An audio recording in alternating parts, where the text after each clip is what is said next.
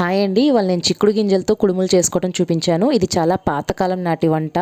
చాలా ఈజీగా చేసుకోవచ్చు. చాలా బలమైన వంట. అమ్మమ్మల అమ్మల కాలం నాటి నుంచి వస్తున్న వంట అండి. దీనికి కొలతలేమీ ఉండవన్నమాట. ఫస్ట్ ఒక గిన్నెలో నీళ్లు తీసుకొని చిక్కుడు గింజలు వేసి కొంచెం ఉప్పు వేసి ఉడికించుకోవాలి.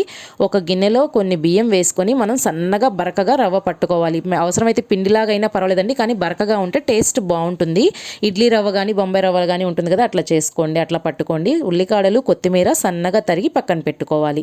4 పచ్చిమిర్చిలో కొంచెం ఉప్పు వేసి మెత్తగా పేస్ట్ చేసి పక్కన పెట్టుకోవాలి. ఇప్పుడు ఈ చిక్కుడు గింజలు ఒక పొంగు వస్తే సరిపోతుందండి, ఎందుకంటే తర్వాత ఆవిరికి కూడా ఉడుకుతాయి కాబట్టి బాగుంటుంది. ఒక గిన్నెలో మనం గ్రైండ్ చేసుకున్న రవ్వ వేసేసి అందులో ఈ చిక్కుడు గింజలు వేసేసి, ఈ చిక్కుడు గింజలు తీసిన తర్వాత మిగిలిన నీరు పారవేయమాకండి. ఆ నీటితోనే మనం ఈ పిండి అనేది కలుపుకోవచ్చు.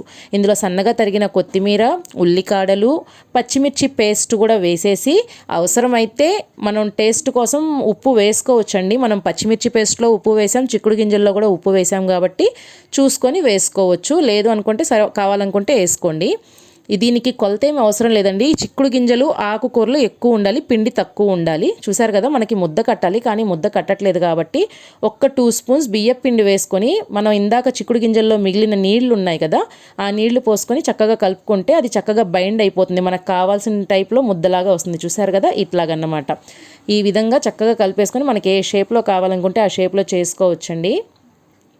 దీంట్లో ఆకుకూరలు, చిక్కుడు గింజలు ఎక్కువ ఉంటే టేస్ట్ బాగుంటుంది, హెల్త్కి కూడా మంచిది. బియ్యపు రవ్వ కానీ పిండి కానీ తక్కువ ఉండేటట్టు చూసుకోండి. ఈ షేప్లో చేసుకోవచ్చండి. కాదు అనుకుంటే మనకు కుడుములు రౌండ్గా ఉంటాయి కదా, ఆ షేప్లో కూడా చేసుకొని మనకి ఏ విధంగా కావాలనుకుంటే ఆ విధంగా అన్నీ చేసుకొని పక్కన పెట్టుకోవాలి. వీటిని ఆవిరి ఉడికించాలి. ఈ విధంగా అన్నీ చేసేసుకున్నానండి. ఇప్పుడు నేను ఇడ్లీ ప్లేట్లో కొంచెం నెయ్యి రాసేసి దాంట్లో ఇవి పెట్టేసి ఆవిరికి ఉడికిస్తాను. దీనికి ప్లేటుకి అతుక్కోకుండా ఉంటాయన్నమాట. మనం ఇడ్లీలు ఏ విధంగా అయితే ఉడికిస్తామో అదే విధంగా ఆవిరికి ఉడికించాలి. ఈ పిండి మిగిలిపోతే ఫ్రిడ్జ్లో పెట్టుకోవచ్చండి, 2 రోజులైనా ఉంటుంది, ప్రాబ్లం లేదు. ఇప్పుడు ఇడ్లీ పాత్రలో కొంచెం వాటర్ పోసేసుకొని ఇడ్లీ ప్లేట్లు పెట్టేసుకొని మూత పెట్టేసి 15 నిమిషాల నుంచి 20 నిమిషాలు మీడియం ఫ్లేమ్లో పెట్టి ఉడికించుకోవాలి.